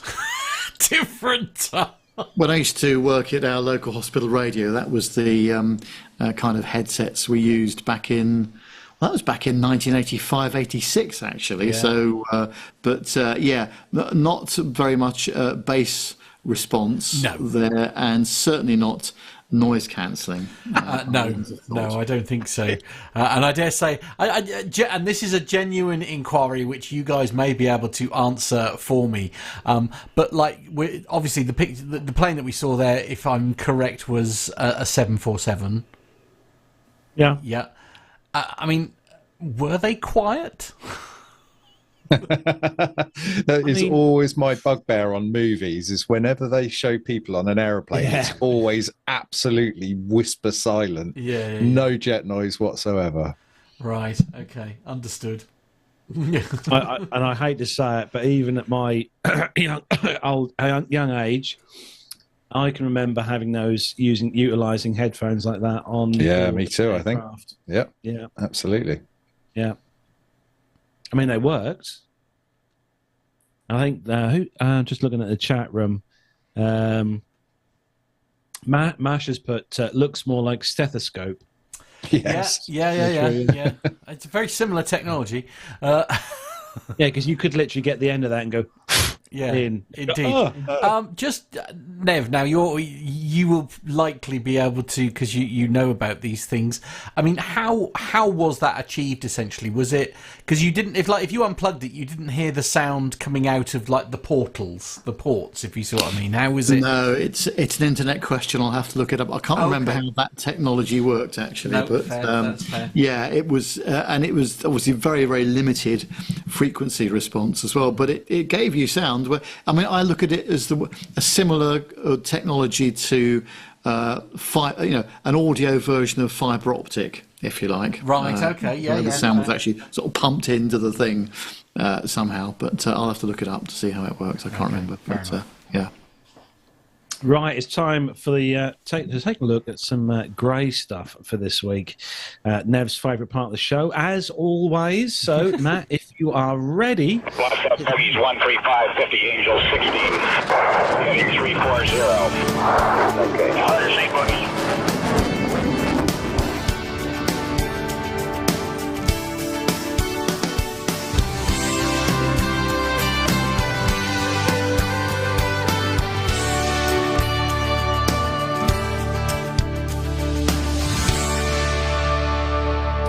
So, the first story this week in Nev's favourite part of the show is from EuropeanAirshows.co.uk.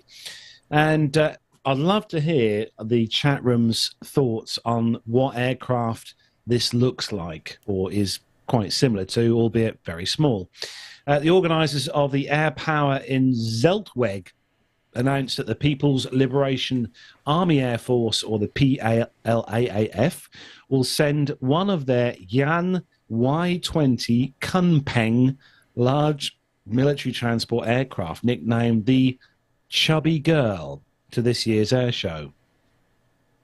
China's first indigenous developed heavy military air transport aircraft, the Y-20, is built by Yan Aircraft Industry Group and is part of the Aviation Industry Corporation of China for the People's Liberation Army Air Force. It's also the biggest domestic strategic airlifter ever built in China. The Phoenix from the Middle Kingdom, to be admired for the first time in Europe. Air Power 22 in the static display. The Yan Y-20 is a military transport aircraft developed primarily for the People's Republic of China Air Force. In the Chinese aviation industry, the transporter is colloquially referred to as I said earlier, the Chubby Girl. Due to its wide fuselage and the heavy long-haul transport aircraft should be able to be used in all weather conditions for military operations, disaster relief and humanitarian aid.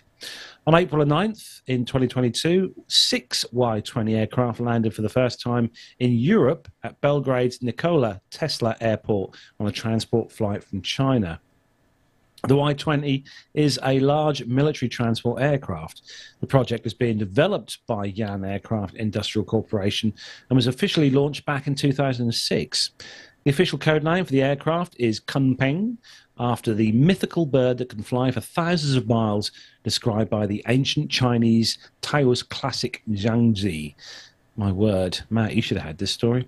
However, within the Chinese aviation industry itself, the aircraft is more commonly known by its nickname, Chubby Girl, because its fuselage is much wider compared to the other aircraft previously developed by China.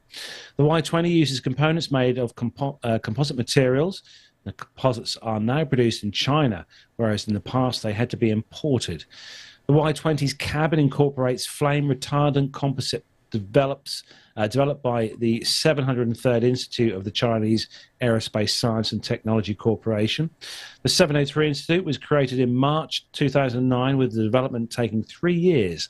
The performance composites is reportedly comparable to those that fulfill FAR Part 25.835. The 703 Institute achieved another milestone by establishing a comprehensive Chinese evaluation and certification system for the aircraft, composite materials based on international standards. So the Y-20 is the first cargo aircraft to use 3D printing technology to speed up its development and to lower its manufacturing costs. The model-based definition, MBD, is also used, and it's the third aircraft to utilize MBD technology in the world, after the Airbus A380 back in 2000 and the Boeing 787 back in 2005. A project team to implement MBD for the Y-20 program was formally formed back in October 2009, and after an initial success in application on the main landing gear, MBD application was expanded to the entire aircraft and became mandatory for all contractors and subcontractors of the Y-20 program. The implementation of MBD was initially met with strong resistance, with only a third of suppliers agreeing to implement MBD. Now, the story does go on quite a lot there, but I have to admit, I think this looks like someone's took a C5 Galaxy and put it in a tumble dryer for a little bit over an hour. Right. You also notice what skinny little engines it's got. It looks like it's got some. It looks like an old 737-200 with those little skinny engines on there. Or some Lycoming from 146, perhaps. Yeah, exactly that. I mean, I actually think, in spite of its rather unpleasant nickname, I think it's quite a pretty-looking aircraft. I think it looks really nice. It'd be interesting to see how it does compare, sort of size-wise, to some of the Western counterparts and what the payload is like. Captain Cruz in the chat room says Aleutian 76 engines. I must admit they do look very similar to those engines. Not going to lie. Very similar indeed. Dirk S says, looks like a C-17 had a nice evening with a C-390. Oh. Oh, my. Yes. Yes. Might need to play some special music for that, Matt. Yeah, that's the Patreon music. Matt, you've got, moving on with a serious story now. This is news. I think this was last week this happened. I think, was it Nick? Was it last week? Yeah, it actually happened. I believe it happened actually last Wednesday. Yeah, that's it. Yeah, I remember seeing it. So it was Wednesday night, so just after the show last week. So, Matt, you've got this one. Okay. Not sure of the source on this one, I'm afraid, but the headline is investigation continues into cause of Navy helicopter crash. An investigation will continue into what caused a Royal Navy helicopter to ditch in the Channel during a night flying exercise, resulting in the death of a member of Navy personnel.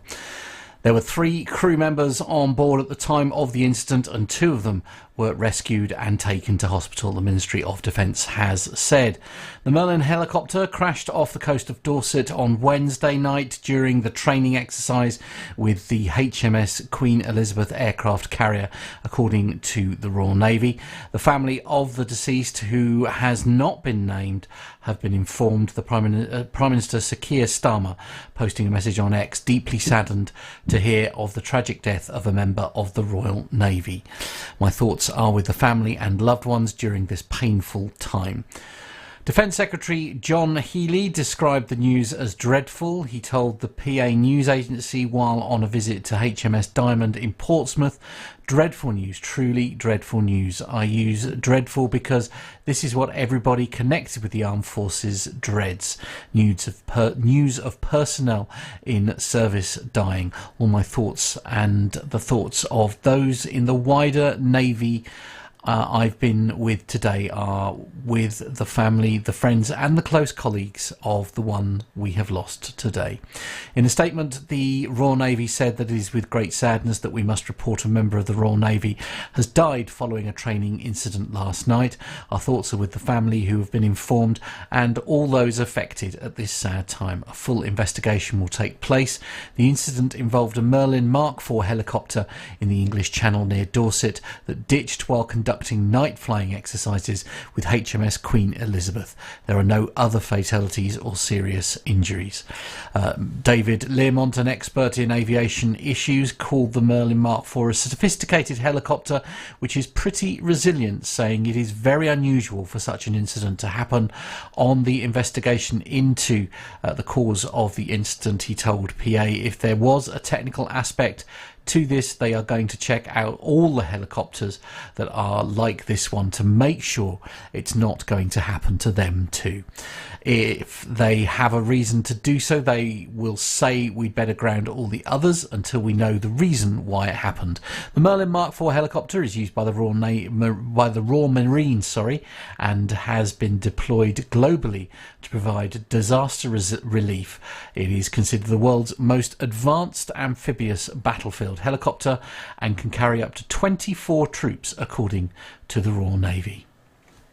You know, I met some of the pilots of these helicopters a few years back now at the Malta Air Show. I mean, that's probably quite a few, 4 or 5 years ago now. And it's sad when you see this, but it's also worth noting as well that it's not very often you see something, an issue like this with a Royal Navy or, helicopter, because they are honestly, when you speak to these guys, and I got a chance to speak to two of the pilots of one of these helicopters, and they are so thorough, so precise, so regimental with what they do and the job they do, flying these helicopters. So to see something like this in the news, it did surprise me slightly to see something like this in there, because it's not something you see very often when it comes to our boys in the Royal Navy. Sad times indeed. Speaking of which, by the way, of course, it is at the time of recording this a certain anniversary. Yes, indeed, it is. Yes, it as a few of our chat room have mentioned. If you've seen our graphic for the show this week, you'll notice that we are paying our very own tribute as well to the sad events back over in the US that happened. It was 2000. Was it 2000? And my God, it's been so many years. 2001. Now. 2001, exactly. Thank you, Nick. Sad times. Remember, we was it Jeff Falmouth, wasn't it? It was, yes. We speak to on the show. Yeah, he was. Yeah. I still have that recording somewhere, actually. We should play it again sometime. I think we'll have to speak to producer John and see what episode we played that out on. But it's a very interesting piece as well. But it was. Indeed. Yes. And do you remember? I mean, I remember when I was teaching, believe it or not, at the time when it happened back in 2001. I was working for Bungay High School as an ICT network manager, and I'd gone to the Checkers Inn in Bungay for a pint after work with a couple of colleagues, and I remember watching this thing on the television. So there's two TVs in that particular pub. I assume there still is now, and it looked like a scene from a disaster movie. It would look like something from Die Hard, essentially. And it was only really when I thought, why are they repeating this same thing again and again and again, when I sort of basically realised that it was actually a live news event and they were replaying, the actions of what happened with the, with the planes crashing into the tower. Obviously, words are just such a. I mean, not just the people on the plane, but of course the people in the towers, the people who came fearlessly to their rescue to try and sort of do that. I mean, I don't know what anybody else's memories are of a day that essentially changed aviation and the world forever. Yes, we all know where we were, don't we, when this happened? I was down at the McLaren Formula One team, actually. We were doing some work down there. And we couldn't... The internet, of course, was a bit hit and miss, and what it suffered from quite badly then, of course, was if lots of people jumped onto the same feeds and things would slow down. We couldn't actually get onto the BBC website at one point. But yeah, it became very obvious very quickly what had happened there, and it was absolutely shocking. Probably one of the most shocking things that's ever happened, I think, certainly as far as aviation is concerned, but also in terms of general history as well. So it's awful. Yeah. A big difference it made as well to how things operate now within the industry. It's not just at airports, but also on board aircraft. As Nev will know, and we all know as a show. Back in the day, before this, as a child or as a young person, you were always, especially myself, as you probably can all guess, the first person to hit that call button when you got up to the cruise altitude to take a visit on the flight deck of an airliner. I've done it many, many, many times. Yeah. Had flight deck visits, and I think for me as a child, I think that was probably the best part of a holiday. Yeah. Dad, if you're listening, I enjoyed the holidays. Yeah, but the flying bit was the flying to and from were the best bits. Yeah, absolutely. Yeah. Do you remember the flight deck visits, Nick? Did you ever get a chance to take a flight deck visit when? Yes, yeah. In fact, my very first flight on a 747, my brother and I were both allowed to go and take a visit up to the cockpit, which was very memorable indeed. Out over the North Atlantic and seeing that sort of vast expanse of just sort of, big sky and clouds ahead of us with nothing else out there really. It's interesting, actually. I'm currently reading Mike Bannister's autobiography, the Concorde pilot. And he talks in there quite a bit about times where they were told by senior management at BA to extend all courtesies to some of their passengers on board and to allow people to come and visit the flight deck, and sometimes even for takeoffs and landings on the Concorde. So yeah, it was obviously very commonplace, sort of back in the 80s and 90s. But yeah, sort of sadly missed, really. Yeah, indeed. I mean, I remember. I sure it's. Remember going to New York, and I'm just trying to remember when it was. I think it was back in 2019. I want to say is when I went there, and I had a wander around what is now known as essentially Ground Zero.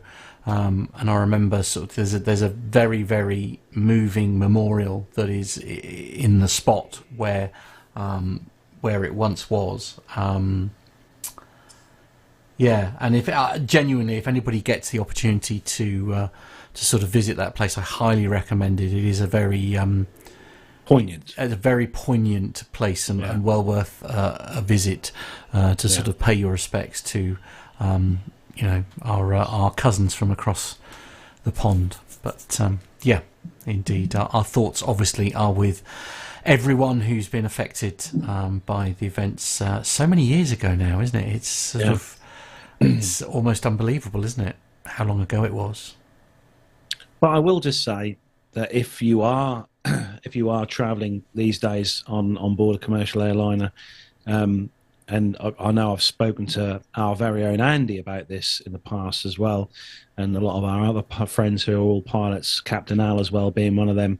If you are flying on a commercial airliner, you're delayed on the ground, taking off. 9 times out of 10, if you ask, they don't mind you having a little flight deck visit, especially if you've got your youngsters with your young children with you. And the pilots do still enjoy having the flight deck visits, albeit on the ground. But it's still good. Yeah, I still do it myself, as Neville knows. So, indeed. 2017, I was there. Sorry, not 2019 at all. I got that wrong. 2017. 2017 is when I visited New York. So, yeah, awesome. So, Nev, next up, we are going somewhere this Saturday. Yes, there's a couple of air shows on coming up. There's the Jersey Air Show tomorrow, of course, and we went there. A few years ago. Is it 3 years ago now? Is it 3 years? Or was it 2? I can't remember. I think it's 2. It was 2. Yeah, perhaps it was. Yeah, well, you are right. It was 2 years, wasn't it? They've had some challenges. We've got to know the Jersey team quite well over the last couple of years, and they've been, really great. All the hospitality they extended to us when we visited them, these things are difficult to put on, from the safety aspect and actually getting the aircraft there and the funding. And I have to say, I didn't really want to say this, but I'm been a bit disappointed with some of the Facebook comments that I've seen from the keyboard warriors criticising the air show. Oh, there's not many aircraft flying. This is pulled out. That's pulled out. Well, these things happen. Things go tech. There's weather issues, crew issues, all sorts of things. These are not aircraft that have just rolled off the production line. These are many decades old, and they suffer from problems, and they have to be sure that they're safe to display. So I wish some of the people would just take a sensible pill and just treat people with a bit more respect. The folks that put this air show on anywhere, but certainly the one in Jersey, these aren't paid people. They're all volunteers. They're highly skilled people, and it's a real shame that some of the comments I've seen have been not as polite as they might have been. However, let's get over that and let's talk about what's happening on Saturday. So Saturday and Sunday, actually, it's the Duxford Battle of Britain air display. Carlos and I will be there on Saturday, the 14th. And we'll be there, we've decided, from 8 a.m, which is very keen, I have to say. But it means we can get a bacon roll, first of all, so that's important. Amen to that. And also it means we can get into the car park sharpish as well, which is the other plan, I think. Now, the entertainment itself, let's say, is from 8 a.m. to 6 p.m. The flying doesn't start until 1 p.m, though, and is advance tickets only. And those tickets are from £49.50. Normally there'd be a £5 car parking fee, but Carlos tells me that the parking is sold out as well, because obviously they've got limited space there. However, children under 15 can go free with standard tickets only, and the Imperial War Museum members save 10%. We'll be there on Saturday, as I say. And also Amanda Harrison, our flying colleague that we spoke to a couple of weeks ago, will be over the bookstall area there. So by all means, pop over there and see her. We're going to try and get another quick interview with her as well. But you might be interested to know the list of flying aircraft that's going to be at Duxford, subject to all the usual business, but this is the plan at the moment. It's quite a long list, actually. Supermarine Spitfire Mark 1, plus 4 other marks of Spitfire. Hawk Hurricane Mark 1, RAF Typhoon display team, RAF Falcons display team. First for Duxford Air Show, that's the RAF F-35 Lightning. That's going to be there on Saturday only. The RAF Tutor display team. Boeing B-17G Flying Fortress, the Sally B. Bristol Blenheim Mark 1. Now, the Mark 1F Lima 6739 is the world's only flying example of over 4,400 of this historic type that's been built. Arco Hispano H8110 Yellow 10, North American P51D Mustang Miss Helen, Consolidated PBY 5A, that's the Catalina, Fairy Swordfish Mark 1, Westland Lysander Mark 3, North American Harvard Mark 5, Gloucester Gladiator Mark 1, Avro Anson C-19, Beechcraft Model 17, Staggerwing, Boeing Stearman Model 75, Bukabo 133, Jungmeister, and Focke-Wulf FW44. The weather forecast at the moment is looking reasonable. So as long as that holds out, then, and as long as there's no technical issues with any of those aircraft, it'd be great to see as many of those as they can. So, really, Nev, exciting news this week. Just literally came online this week. The Lancaster will be flying with the B-17. Oh, how about that? Brilliant news. Great stuff. But yeah, as you're saying, Nev, the weather. It's going to be good for this week. Weather's. Yeah, I'll just cramming a quick check on the weather site here, and at the moment, Saturday, Duxford War Museum, Imperial War Museum, Cambridge, we're looking at 19 degrees Celsius, Nev, with sunny skies. I may have to bring my sun cream after all. Highly recommended. There's a number of visitors coming. So some of our listeners are going to be there. I know that Sam, our 75776 first officer's coming over. He's actually going to do a flight out of White Waltham as well, actually. He's coming over, I think, on Friday, which would be nice. So he's going to do, I think he's on a Tiger Moth over at White Waltham, he tells me. So that'll be nice. And then, yes, a number of other listeners. I think Richard Adams said he was coming, and one or two others as well. I think Neil Landwarn said he was coming. So, look forward to it. Carlos and I will be there from 8 o'clock. Give us a tinkle on the old phone or messenger or something to let us know where you are. Look out for the camera and the fluffy mic. Yes. We're looking forward to it now. We're looking forward to the bacon roll as well. Oh, yeah. And coffee. Yes. Vital. Just saying. Now, Nick, you've got a special important message for our listeners, haven't you, to get in touch? Well, my usual weekly plea for feedback, really. It does seem to fall on deaf ears, but I'm just going to keep banging on about it every week. We do love to hear from you all, and in spite of the fact that we all seem to just enjoy getting on a Zoom call on a Wednesday night and having a laugh, slightly mocking Carlos and his affliction for used aircraft parts, and occasionally talking about food, and sometimes we even talk about aeroplanes. We do actually do it. Yes, with Matt. I don't know anything about Aviation Smith over there. 100% agreed. He knows far more than he lets on. Anyway, the reason we actually do it is because because of you lot, the listeners, because hopefully you enjoy it and hopefully you like what we do. If you don't like what we do, you should write in and tell us. And if you do like what we do, you should tell us that as well, and we'll do more of it. But yeah, send us your pictures, send us your stories, send us audio recordings so we can play them out, videos if you like. Yeah, whatever. Get in touch. So be on the show and be part of the show. Yes, please do. We'd love to hear from you, especially Nev. Nev, where can his face look? Nev, where can our amazing listeners find out more about us and the team? Yes, we're all on the socials, of course. Facebook, Twitter, Instagram and LinkedIn. Just search those for Plane Talking UK. You can email the show, podcast@planetalkinguk.com, and the website, of course, www.planetalkinguk.com. We're on YouTube, as you know, if you're watching now, and you'll get notifications when we go live.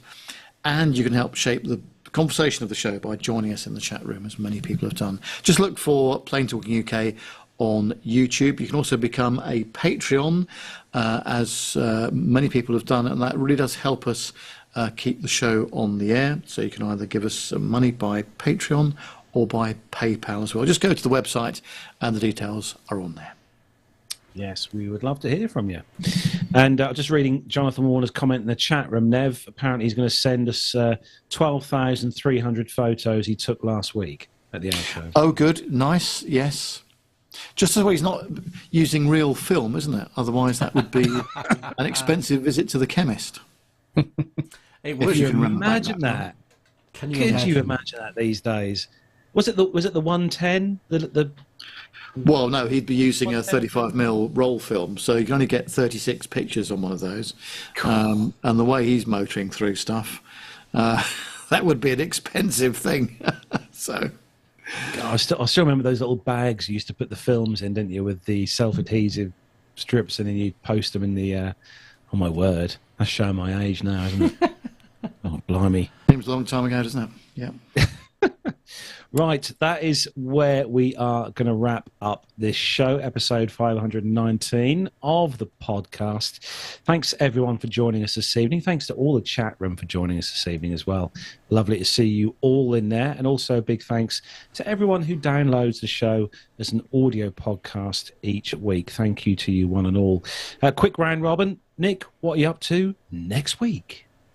Well, while you lot are drinking coffee and eating bacon sarnies, I'll be taking my daughter to a birthday party for the 7-year-old. So, yeah, I know where I'd rather be. Nev, what are you up to next week? I'm guessing you're not doing any more short-haul flying, or...? No, not next week. Lots of what are we doing next week? Yeah, lots of events going on and what have you. So around London and what have you. Then the following week I'll be in Edinburgh for a few days on the plane again. So and then at the start of October I'm in Stockholm for a week, which I'm looking forward to as well. So yeah, no flying next week though. Just the usual pummeling of the tarmac on the motorways. Awesome. And Mr. Smith. Work. Okay. Work and covering you. Well, thank you, Mr. Smith. So that you can go to an air show at Duxford. You're not doing a double show on Saturday, are you? Might have to. We don't know yet. Oh, my word. Yeah, Does that mean I can get a shout out? Yeah, well, I wouldn't hold your breath. Yeah, should be. Yeah, indeed. Fun times. Fun times. So that's if anybody wants to be a radio presenter, by the way, I'm there's a show going from 10 till 1 if anybody anyway. If anyone wants to stand in, do my show on Saturday, absolutely. just give Matt, drop Matt an email. Please do. Yeah, sounds good. Anyway, take care, everyone. Well, thanks for tuning in. Take care, everyone. Have a great weekend. And from me, Carlos, here in the home studio, from Nev in his palatial mansion studio at the Hilton Hotel. As you do. From Nick, as you do. From Nick in his home studio, and from Matt in the Master Suite studio. Have a great rest of the week. Have a great weekend, and we'll see you all next Wednesday. Say goodbye, Nev. Bye for now.